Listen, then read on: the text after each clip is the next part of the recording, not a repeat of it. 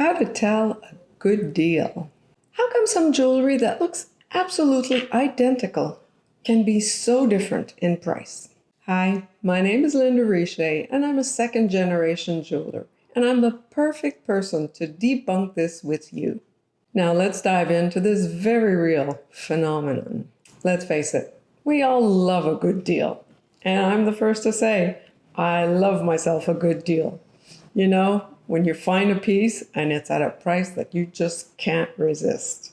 I confess, I've bought a gorgeous jacket that I just couldn't resist. The price was just too good to be true. Well, it's been sitting in my closet for the past 2 years gathering dust. I just haven't found an opportunity to wear it. Versus some of my jackets that I've spent a decent amount of money on, but I wear over and over and over again. So if you compare the cost per wear to both these jackets, the higher quality one definitely wins out. Don't you agree? So I think it's important for us all, and me included, in analyzing the purchase before we whip out the credit card. Very often, the main component determining the price will be its quality as well as how it was produced. With the advancements in robotics and technology, it's amazing what can be produced nowadays. Unfortunately, there are some negative sides to this. So one of the negative sides of this is that they're able to produce jewelry that is hollow and some that is extremely hollow. Here's an example of this, which is a pretty new occurrence in our business. We had quite the surprise the first time a customer came in to have their earrings fixed. We fix earrings all the time, but when they presented us with the earring, we noticed that the post of it was hollow. You can't fix that. You can't straighten it, it's gonna crush. You can't solder it because it's so thin, the torch is gonna melt the whole thing. So there goes that earring. Large manufacturers who produce thousands of earrings will definitely see a nice difference in their cost by reducing the quantity of gold in the post by some 30%. There is a lot of talk about sustainability and fast fashion. Well, that also applies to jewelry. Here's another example.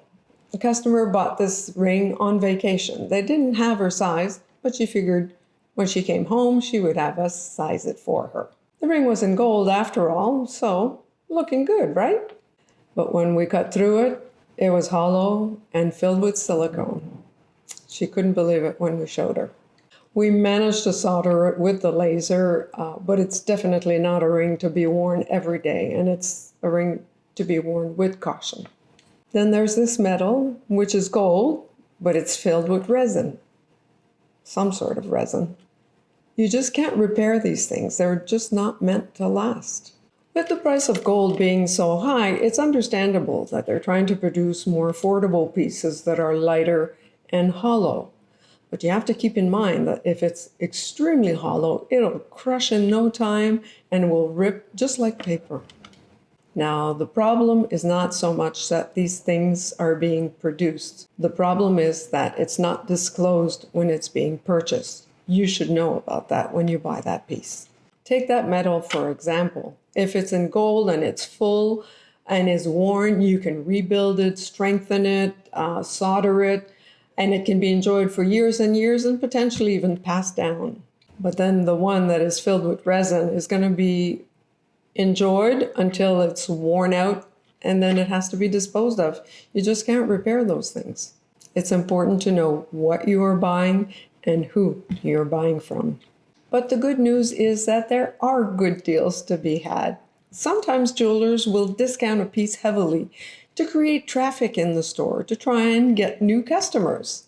Other times they will be moving from one supplier to another, so they will liquidate that collection from the old supplier. Or simply, if a piece has been in stock for too long, they will discount it to recoup their costs and purchase a piece that will better serve their clientele. Let me know if you enjoyed this. And if you did, I know you will enjoy this next video on how to extend the life of your jewelry by some 30%.